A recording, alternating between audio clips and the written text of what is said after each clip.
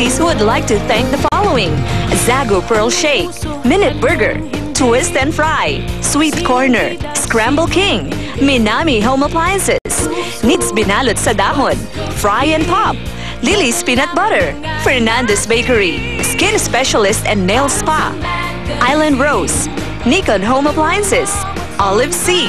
Love ni Mister, love ni Mrs. Tutok lang sa TV, walang aalis.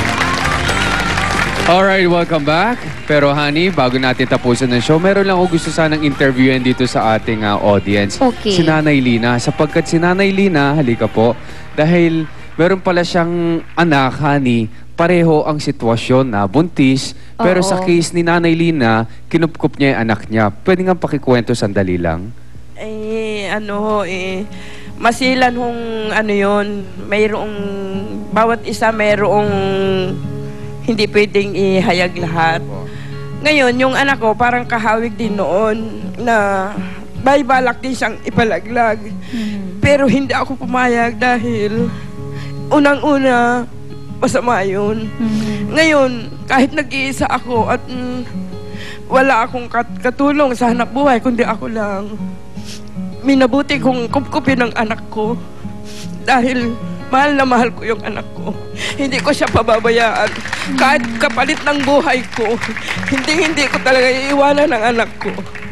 Ayan, kaya pala tatay, kanina pa siya talagang iyak na iyak kasi nakaka-relate pala talaga si nanay. Thank you po so much. Thank anyway, you po, honey, alam mo dito sa show natin na Forgive and Forget, maraming natutuwa dahil maraming nakaka-relate. Yes. Dahil ang ganitong klaseng problema nagkalat dito sa Pilipinas. And somehow nagkakaroon silang realization pagkatapos natin ng show na yung mga pagkakamali nila, naayos nila. Kumbaga, hindi lang isang pamilya ang natutulungan Yes. natin. Kumbaga, yung mga nakaka-relate din, natutulungan din natin nila in our own little way. Yes. So, love na love ko ang mga ganitong episode of Forgive and Forget. So, thank you po so much for joining us this morning.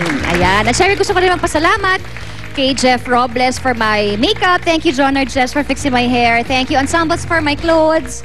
And Cathy Valencia for my skincare. Thank you also to SM Accessories for my accessories here in the show. And please check out my website, www.monishshoes.com.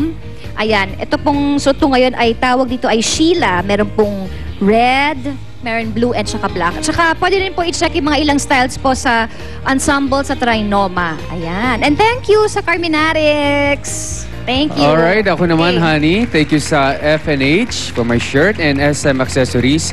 At happy birthday kay Nida of Montecito, California. Happy birthday. Yes. And happy viewing kay Direk Monty. Happy birthday. Happy viewing. Okay, at maraming salamat. Congratulate natin si Direk Louie.